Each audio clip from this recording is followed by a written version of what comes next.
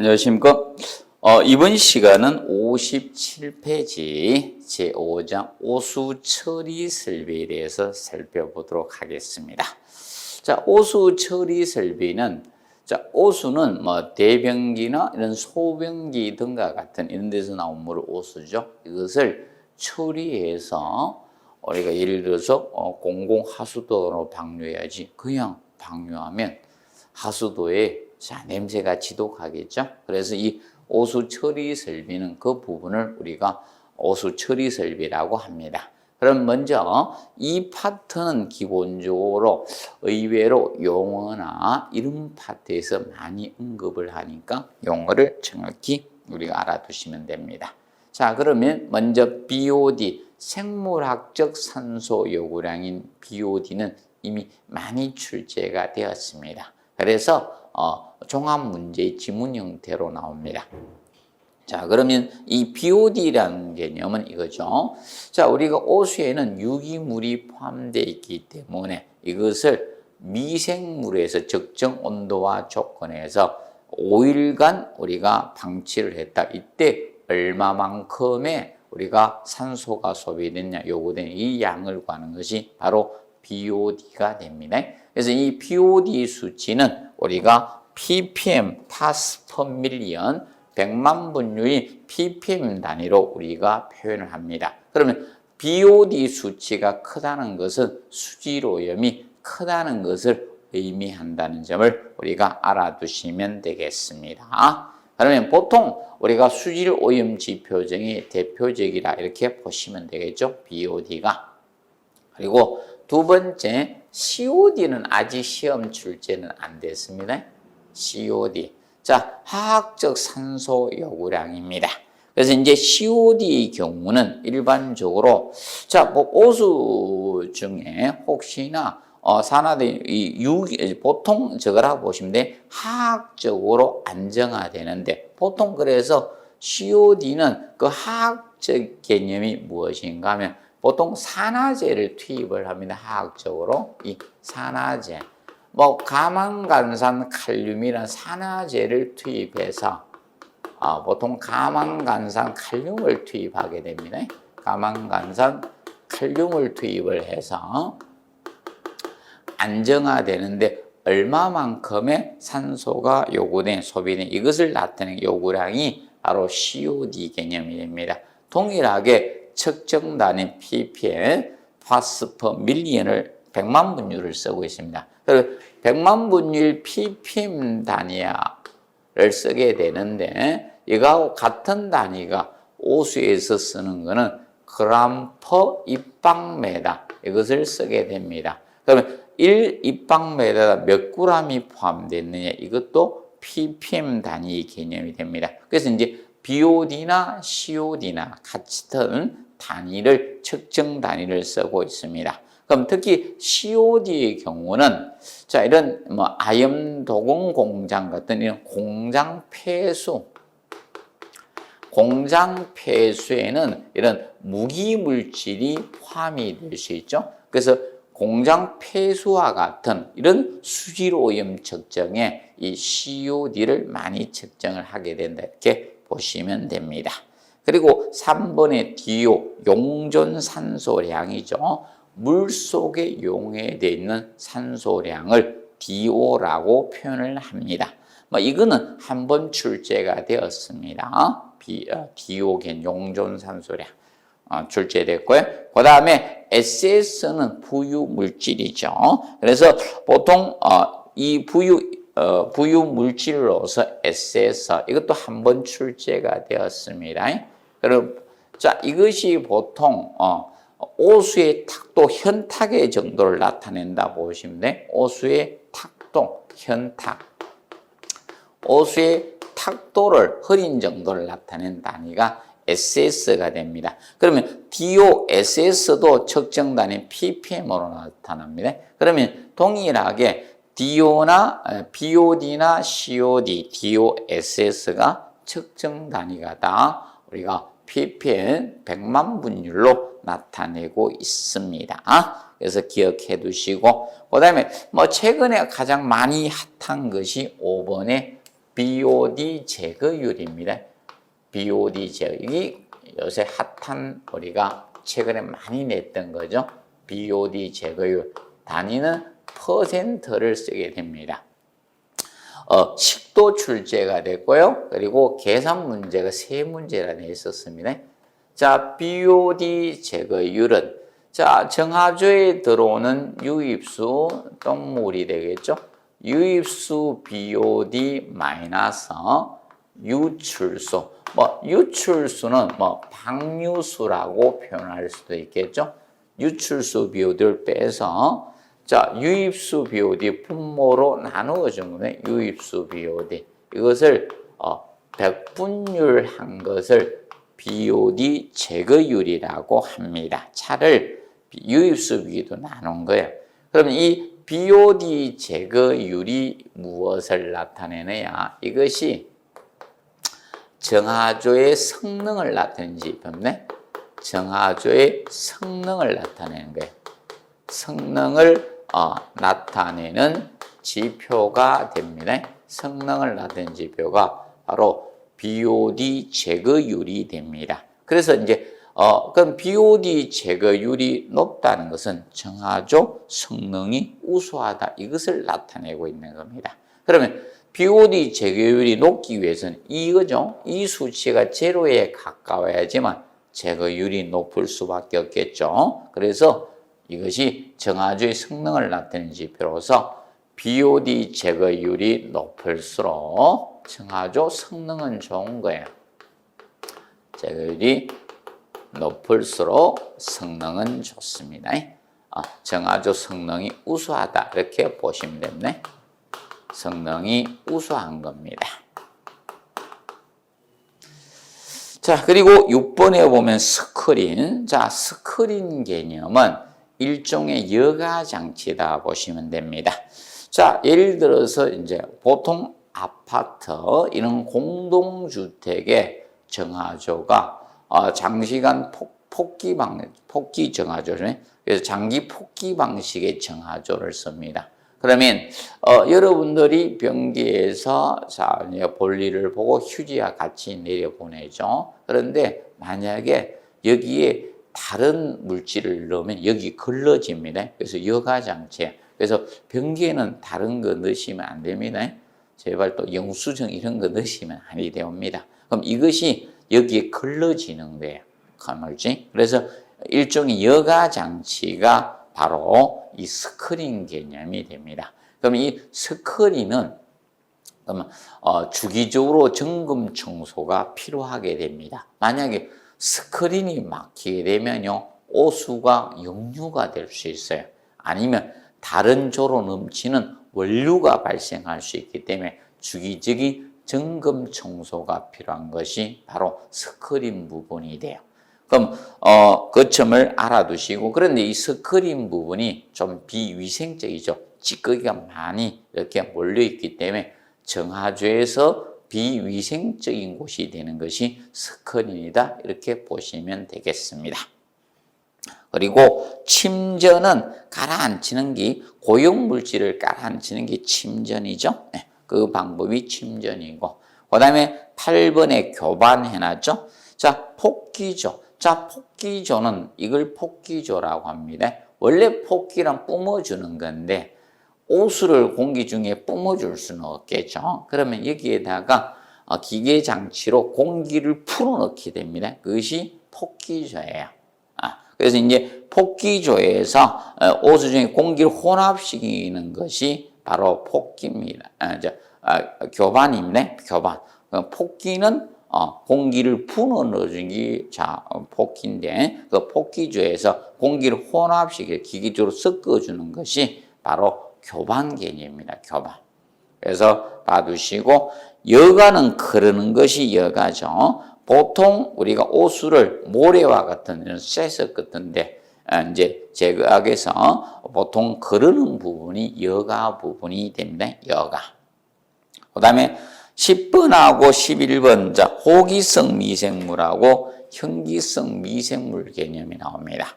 자, 보통 여러분 생물학적 처리 방식이 미생물, 바로 균 박테리아를 이용해서 처리하는 것이 생물학적 처리 방식인데 그 중에서 호기성 미생물은 산소가 있는 곳에서 생존하는 박테리아가 미생물이 호기성 미생물이라고 표현합니다. 그 반면에 산소가 없는 장소에서 정식하는 미생물을 우리가 현기성 미생물 이렇게 표현하고 있습니다.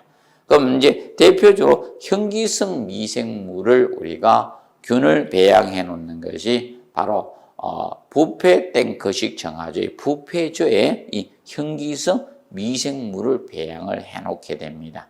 그래서 이 경우는 공기를 차단해야 돼요. 그러면 현기성 미생물을 배양해 놓은 것은 공기를 차단하도록 되어 있습니다. 그러면 호기성 미생물은 산소가 필요하니까 통기설비, 공기를 공급해주는 설비를 갖췄다. 이렇게 보시면 되겠습니다. 그리고 58페이지 보시면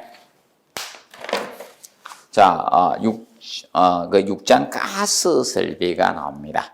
자, 보통 이거죠. 우리가 아파트, 공동주택 아파트를 보시면 가정에 거의 가스가, 도시가스가 공급되고 있죠. 옛날 우리가 LPG 사용할 때는 본배, 우리가 있죠. 가스 그 통을 본배라 하거든요.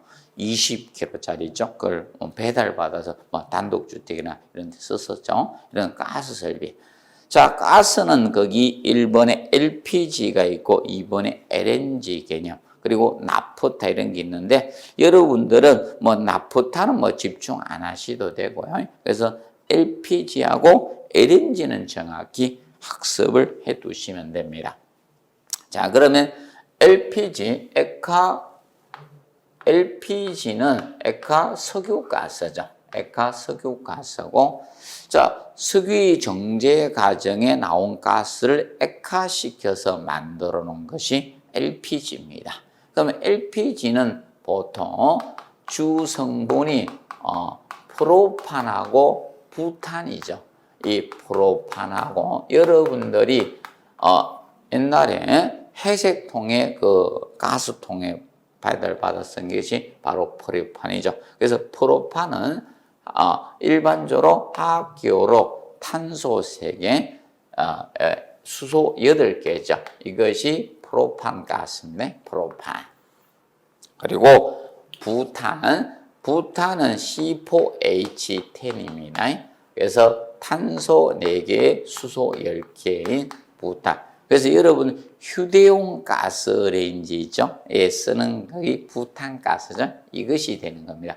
이것을 주 성분으로 하는 것이 LPG 가스가 됩니다. 그러면 탄소 개수가 많아지면 무거워지는 거에 공기보다 무겁습니다. 그래서 프로판은 비중이 1.5가 되고 부탄은 비중이 2.0이 됩니다. 그래서 이것이 주성분인 가스가 LPG예요. 그래서 LPG는 공기보다 무거울 수밖에 없죠. 비중이 커요. 공기보다 무겁습니다. 공기보다 무겁기 때문에 누설시 바닥에 체류가 될 수밖에 없는 거예요. 그렇기 때문에 가스 경보기를 갖다가 바닥에서 30cm 위치에 우리가 설치를 하게 됩니다. 그리고 LPG는 생성가스엔 중독성 위험이 있기 때문에 오픈해 놓고 써주셔야 됩니다. 창문 열어놓고. 특히 이 LPG의 경우는 LNG보다 폭발 위험성이 더 높습니다. 보통 LPG하고 LNG 차이점이거든요. LPG는 공기 중에 일정량이 돼야지 폭발하는데 LNG는 더 많은 양이 공기가 희석돼야지 폭발을 하는 거고 LPG는 적은 양이 차도 폭발을 하는 겁니다. 그래서 폭발 위험성은 LPG가 더 높다 이렇게 보시면 되겠습니다. 그리고 이번에 LNG는 보통 LNG는 액화 천연가스죠. 해는 거 액화 천연가스입니다. 그래서 LNG 개념이 바로 우리가 저거라고 보시면 되죠. LNG는 천연가스를 액화시켜 놓은 거죠. 그래서 얘는 주 성분이 메탄입니다. 메탄이 주 성분이네. 그래서 메탄은 CH4죠. 화학교로 탄소 하나에 수소 4개가 되죠. 그래서 공기보다 가벼운 거죠. 그래서 이 메탄은 보통 주 성분하는 것이 LNG가 됩니다. 그래서 이제 LNG가 청정가스죠. 생성가스에는 중독성 위험이 없습니다. 그래서 우리 공동주택가든 아파트에 도시가스로 LNG를 공급을 하고 있는 겁니다. 그런데 얘는 LPG는 특히 부탄가스 작은 용기 저장을 할 수 있죠. 그런데 LNG는 우리가 보통 LPG는 작은 용기 저장이 가능하지만 LPG는 대규모 저장 시설이 필요한 겁니다. 그래서 우리가 마트에서 팔지 않는 겁니다. 그래서 도시가스로 배관에서 공급하는 방식을 쓰고 있는 게 LNG다 보시면 됩니다. 그래서 LNG는 청정가스이기 때문에 아파트 세대 공급해줘도 괜찮잖아요. 생선과 중독성 위험이 없습니다. 이게 되고 또 그다음에 얘는 공기보다 가볍죠. LNG가 공기보다 가볍습니다. 가볍기 때문에 누설이 되더라도 바닥에 체류가 안 되는 거죠. 그래서 창문이 여기서 밖으로 나갈 수가 있는 겁니다. 그래서 보통 LNG의 경우는 천정에서 30cm 이내에다가 가스 경보기를 우리가 설치하게 됩니다. 그 점을 기억하시고 그 다음에 나프타는 별도로 공부하실 필요 없고 이제 종류는 있다라고 기억하시면 되고 그 다음에 4번에 가스 계량기.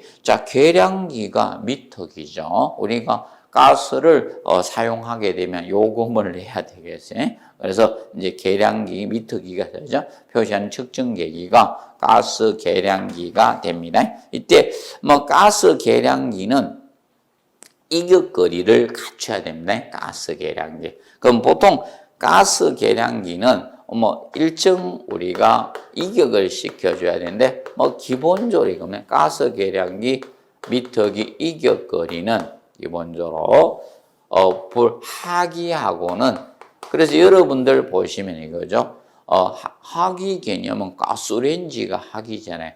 가스레인지 바로 옆에 계량기가 없죠. 떨어져 있잖아요. 이격 거리를 있습니다. 하기하고는 2m 이상 이격시켜야 되는 겁니다. 하기. 그리고 우리가 이제 가스 계량 이격 거리가 적은데 전기 개팩이나 이런 계량기, 전기 계량기하고 개가 들어가면요 60cm, 육개장 이렇게 외우실 때 60cm 이상 이격시켜야 돼요. 근데 전기 예를 들어서 접속기나 전기 접속기나 아니면 전기 접속기가 뭔가 콘센트입니다. 아니면 스위치 같은 전멸기 이거하고는 30cm 이상 이격시키면 되는 겁니다. 그래서 접이나 점이 들어가면 30이고 개가 들어가면 계량기 되죠. 66개장 이렇게. 그래서 앞전에는 여기 답이 되었죠. 기본적으로 정리해 두시면 되고. 그 다음에 5번에 가스 경보기. 가스가 자동적으로 경보를 울리는 기구죠. 그런데 이것이 가스 경보기가 일반적으로 LPG일 때는 바닥에서 30cm 이내입니다. 그런데 LNG는 공기보다 가볍기 때문에 천정에서 30cm 이내에 설치하면 됩니다. 그리고 본배는 보통 용기죠. 가스를 저장하는 용기가 본배예요.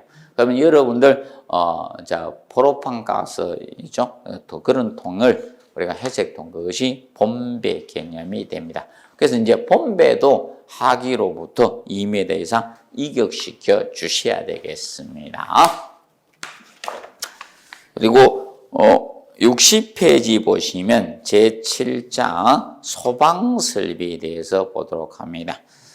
소방설비는 실제 이거죠. 우리가 화재를 이제 진화하는 불을 끄는 설비, 소화설비도 있지만 화재가 났을 때 알려주는 경보설비도 필요하겠죠. 그리고 이제 인명 구조라든지 소화에서 이제 소화 활동 설비도 있을 거고 뭐 등등등 여러 가지인데 그걸 통틀어서 소방 설비 이렇게 칭합니다.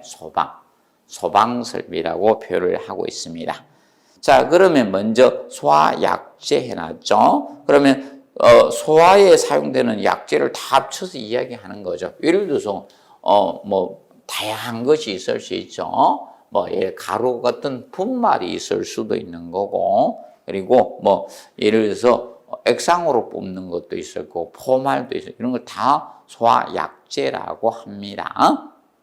그리고 2번에 수동식 소화기 있죠. 수동식 소화기는 사람이 조작하는 게 다 수동식이죠. 자동이 아니죠. 그러면 사람이 이제 가서 직접 불을 끄거나 이렇게 해줘야 됩니다. 이것이 수동식 소화기고. 그럼 여러분들 뭐 집에 소화기들 있죠. 그것이 수동식 소화기죠. 뭐 분말 소화기나 이런 거 있죠. 빨간 거 해가지고 뭐 아파트에 하나씩 있죠. 오래된 아파트는 공동구매해서 하나에 얼마씩 공동구매하면 싸지잖아요. 그래서 그것이 빨간 거 있죠. 그게 수동식 소화기가 되겠죠. 그리고 자동식 소화기는 어디에 있는가 하면 여러분들이 주방에 가스레인지 위쪽 같은데 보통 자동식 소화기가 있는 겁니다.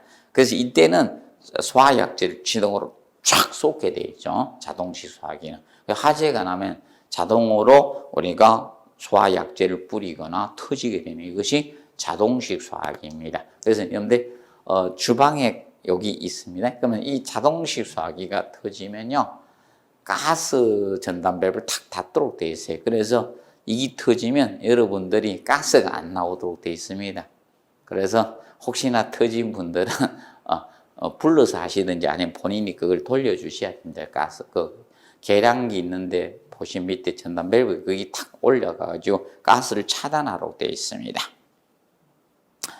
그러면 간이 소화 용구는 뭐 간이용 아닙니까? 그러면 이제 수동식 소화기하고 이제 자동식 소화기 이외의 것이 우리가 간이 소화용으로 사용되는 것이 간이 소화용 용구가 될 것이고, 그다음에 5번에 거실 해놨습니다. 자, 이 거실은 건축법 2조에 나오는 그 용어 쪽에 나오는 거실을 의미하고 있습니다. 그래서 여러분들 아파트의 거실만 거실이 아닙니다. 그래서 이제 앞으로 법령에서 나오는 거실들은 거주나 집무, 작업, 집회, 오락 등의 용도로 사용되는 방을 다 거실이라고 합니다. 그럼 여러분들 아파트의 거실도 거실이고 침실이나 이런 주방 이런 걸 다 거실이라고 합니다. 그러면 예를 들어서 지금 학원에 이런 강의실이다 이런 것도 뭐다 거실입니다. 공장의 작업장도 거실이 되는 이런 것을 모두 거실이라고 칭합니다. 그리고 6번에 옥내 소화전이 용어적인 측면 해놨습니다. 고가, 쉽게 높은 곳에 설치한 물탱크 수조를 고가 수조라고 하는 거예요. 그럼 여러분 이것도 고가 수조죠. 자, 아파트의 물탱크가 옥상 위에 보통 여러분들 승강기 있죠. 승강기 위에는 승강기실이 기계실이 있죠. 그리고 반대편에 계단의 위 부분에 이 고가 탱크가 보통 설치된다 이렇게 보면 돼요. 그것도 고가 수조고요. 그리고 2번에 전격 토출력 나오죠. 자, 전격 토출 압력에서 펌퍼가 내뱉는 양이죠. 내뱉는 양입니다. 이것이 전격 토출량이 되는 거고. 자, 그다음에 3번에 전격 토출 압력 해놨죠. 그래서 이때 전격 토출 반대 개념이죠. 그 전격 토출량일 내뱉는 양일 때 그때 압력을 우리가 전격 토출 압력. 그래서 뭐 꼭 외우실 필요는 없습니다. 그런데 4번하고 5번은 알아두는 거예요. 진공계하고 연성계. 자, 진공계, 연성계는 압력 측정하는 계기인데, 자, 그러면 펌퍼가 이렇게 있는데, 펌퍼가 있을 때, 그러면 모든 펌프는 거의 같습니다. 그러면 이 흡입배관이 있겠죠? 이 흡입관이고, 흡입배관이 있고, 자, 토출배관이 이렇게 있습니다. 토출배관이 있습니다. 토출배관이 있는데, 이때 압력을 측정을 하게 됩니다. 그래서 이제 펌프실에 가보면 압력 측정하는 압력하는 계기가 여기 이렇게 달려 있어요. 이 바늘 이렇게 돌아가는. 그러면 토출 쪽의 계기, 압력을 측정하는 계기는 압력계예요. 압력계가 되는데, 자, 그런데 흡입 쪽에는 둘 중에 하나를 설치할 수 있어요. 진공계 내지 연성계를 우리가 설치할 수가 있는 겁니다. 진공계나 연성계. 그러면 차이점은, 자, 진공계는 대기압 이하의 압력 측정. 이건 대기압 이하만 되는 거예요. 자, 대기압 이하의 압력 측정에만 사용할 수 있는 반면에 연성계는 둘 다 돼. 우리가 부드러운 사람이 보통 양쪽에 다 되죠. 그래서 연성계가 대기압 이상과 이하 둘 다 되는 거예요. 얘는 대기압 이상도 되고 대기압 이하 둘 다 압력을 다 측정할 수 있는 것이 연성계입니다. 연성계. 그래서 이거 가지고도 시험이 나온 겁니다. 그래서 우리가 알아두시고, 그러면 자, 우리가 그리고 흡입 측에는 이겁니다. 흡입 측에 연성계나 진공계를 설치할 수 있다. 그래서 자, 공부할 때 이렇게 하면 돼. 흡연은 진하게 이렇게 보시면 돼요. 흡연을 진하게 빠시면 토합니다. 압력을 토합니다. 토합. 그래서 간단히 정리를 해 두시고요. 그래서 이제 시험 낼 수 있는 게 이겁니다. 4번, 5번 가지고 낼 수 있는데 이미 냈고 또 언급할 수도 있어요. 그래서 정리를 해 두도록 해 두시면 됩니다. 자, 그리고 7번에 보시면 스프링쿨러 설비 개념이 나오네. 스프링쿨러. 자, 스프링쿨러 설비는 자동식 소화 설비죠. 자, 보통 화재가 발생해서, 자, 우리나라는 대형강 호텔 화재 때문에 도입이 스프링쿨러 설비가 도입이 됐고요. 자, 미국에서 스프링쿨러 설비는 사실상 만들어졌습니다. 이거죠. 미국의 이제 뭐 시카고 학파나 이런 데에서 그 당시에 마철 건물을 너무 높이 경쟁을 했어요. 근데 건축물을 높이 짓다 보니까요, 화재가 나니까 무방비 상태입니다. 그래서 고층 건물 너무 많이 짓다 보니까 계단으로 소방관대 올라가서 화재를 진압하기 너무 어려운 겁니다. 그래서 이 스프링쿨러 설비가 도입이 됐고, 우리나라는 대형강 호텔 화재 때문에 이 스프링쿨러 설비가 도입됐습니다. 그러면 이런 고층 건물과 같은 이런 건물은 절대적으로 필요한 겁니다. 스프링쿨러. 그럼 초기에 화재를 진화를 못하면요, 굉장히 힘들어지는 거죠. 그래서 스프링쿨러 설비가 도입된 자동식 소화 설비입니다. 자, 그러면 먼저 1번에 가지배관이 나오죠. 가지배관은 스프링쿨러 헤더가 설치되는 배관입니다. 쉽게 우리도 나무에 가지의 열매가 맺히죠. 그러면 스프링쿨러 설비가, 스프링쿨러 헤더가 열매라고 보시면 그것은 물이 쏟아지잖아요. 우리도 과일을 드시잖아요. 그 가지에 과일이 달리다시피. 그러면 그래서 이제 스프링쿨러 헤더에 설치되는 배관을 우리가 가지배관 이렇게 칭하게 됩니다. 그리고 교차배관 해놨죠. 수직관을 통해 가지배관 급수하는, 그러면 쉽게 이겁니다. 수직배관이 주배관이거든. 그러면 이 수직배관을 우리가 주배관이 됩니다. 얘가 주배관이 돼요. 주배관이네. 그러면 주배관에서 수평으로 큰 배관이 나가요. 이게 교차배관이에요. 교차배관이 되고요. 그럼 이 교차배관에서 가지배관이 나가는 거, 이런 식으로. 이 가지배관이 나가면서 이 가지배관에 이제 스프링쿨러 헤더가 이렇게 달리는 거예요. 그러면 이것이 이제 교차배관이고, 여기서 다시 가지배관이 이렇게 위로 해서 옆으로 수평으로 나가는 거예요. 그래서 가지배관이 달려서 이 가지배관에 스프링, 이제 천장 속에 이제 가지배관이 가면서 거기 헤드가 하나씩 달리는 겁니다. 그렇게 보시면 되겠고. 그래서, 가지배관에 급수하는 배관을 우리가 이야기합니다. 그리고 4번에 신축배관이 나옵니다. 신축배관. 자, 신축배관은 어떤 경우에 신축배관이 사용되는가 하면 이 경우에 신축배관이 필요하게 됩니다. 신축배관. 보통 헤드를 지하 주차장 같이 상향형 헤드가 장착이 되면 이것이 필요가 없습니다. 신축배관이. 그런데 하향형 헤드를 갖다 달았을 때입니다. 그럼 여기가 천정, 보통 여러분이 천정이라고 보통 많이 하죠. 그래서 우리 반자입니다. 우리는 천장을 딱 가려댄 구조가 반자예요. 자, 반자가 설치되어 있으면 헤드를 하향형 헤드를 쓸 수밖에 없겠죠. 그럼 여기에 자, 스프링 콜러 현재 여기에 가지배관이 이렇게 있어요. 헤드를 달기 위해서 그럼 상향 헤드를 달면 가지배관에 직접 분기돼서 바로 헤드가 설치되지만 지금 이제 이 반자가 설치되면요 헤드가 밑에 있어야 되잖아요. 그러면 이 가지배관에서 분기를 위로 이렇게 상향으로 이렇게 분기를 해야 돼요.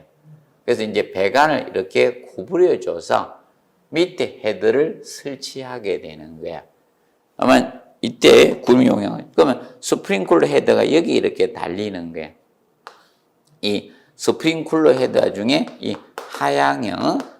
하향형 헤드를 우리가 설치를 할 때 이 배관이 바로 신축 배관이 되는 게 이 배관이 신축 배관이에요. 신축 배관. 그러면 이걸 옛날에는 보통 해양식 배관이라고 해서 배관을 굽혔다.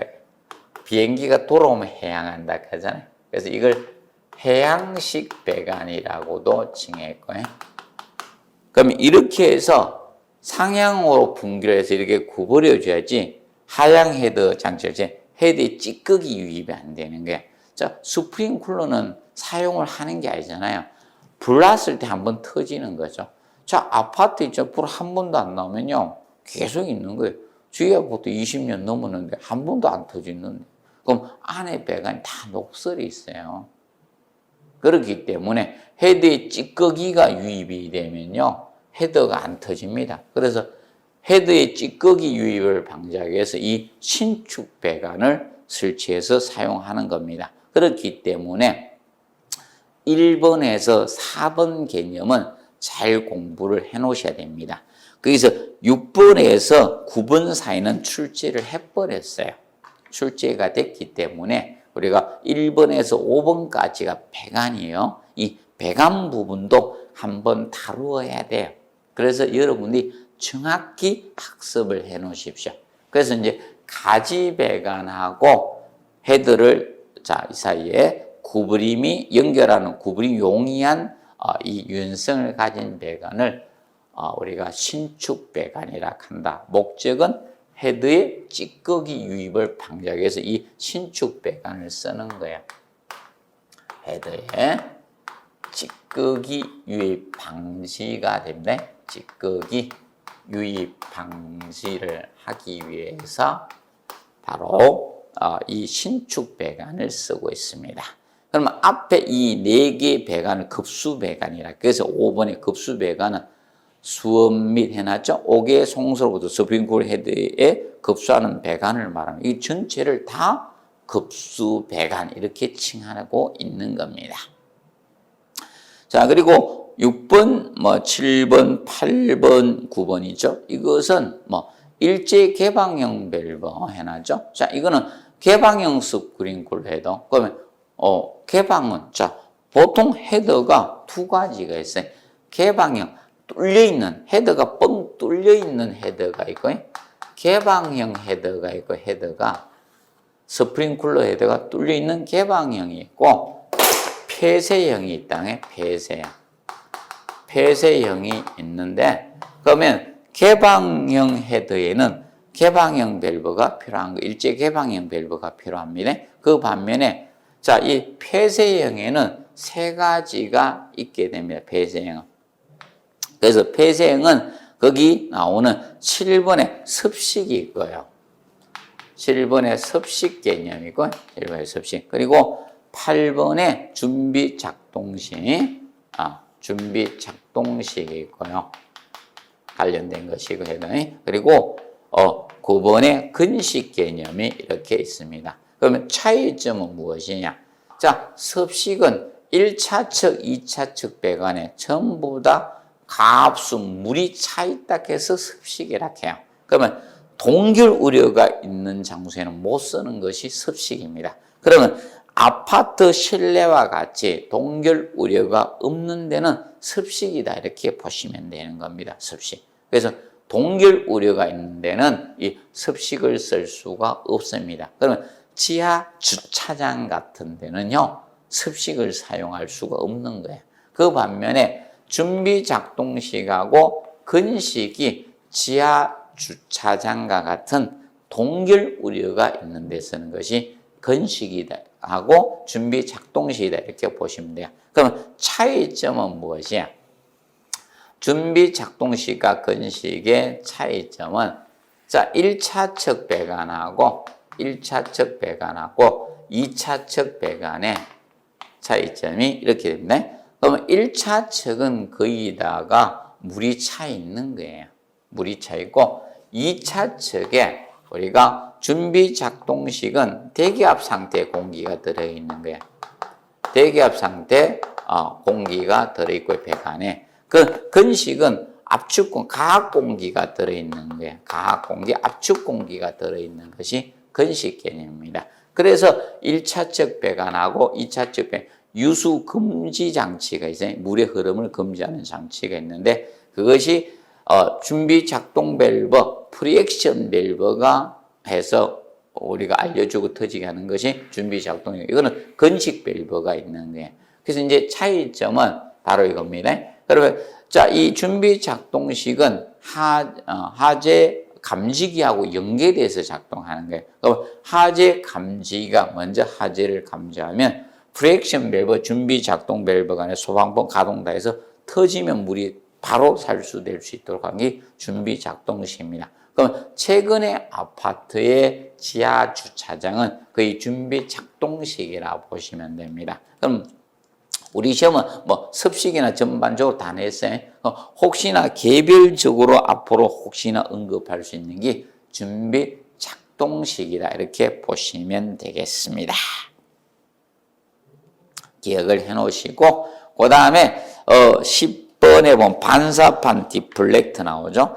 자, 이 반사판 디플렉터는 자, 스프링쿨러 헤더 부분을 프레임 몸체하고 그 다음에 가용편, 녹아 떨어진 가용편 부분하고 디플렉트 이 세 가지로 나눌 수 있습니다. 쉽게 물을 반사시켜서 널리 퍼지게 하는 분사시키는 역할을 하는 것이 반사판 디플렉터가 그 역할을 합니다. 물을 세분시키는 작용을 하는 것이 바로 디플렉터 또는 반사판 이렇게 보통 영어를 쓸 가능성이 있겠죠. 디플렉터 이것이 물을 세분 분사시키는 역할을 한다 이렇게 보시면 되겠습니다.